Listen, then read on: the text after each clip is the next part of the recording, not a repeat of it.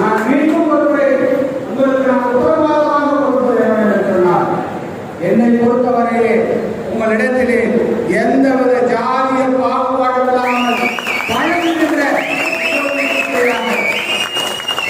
உங்கள் சகோதரனாக, உங்களுடைய அண்ணனாக, உங்களுடைய தம்பியாக நான் என்றென்றைக்கும் உங்களுக்காக பாடுபடுவதற்கு, உங்களுக்கு குரல் கொடுப்பதற்கு நான் தயாராக இருக்கின்றேன் என்ற உத்தரவாதத்தை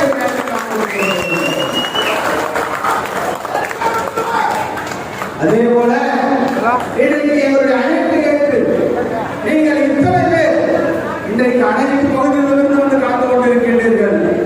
நான் உங்களுடைய இத்தகைய அன்பை, என் மீது எந்த அளவுக்கு நீங்கள் அன்பு வைத்திருக்கின்றீர்கள், பாசம் வைத்திருக்கின்றீர்கள் என்பதை நான் உணர்ந்து கொண்டிருக்கின்றேன்.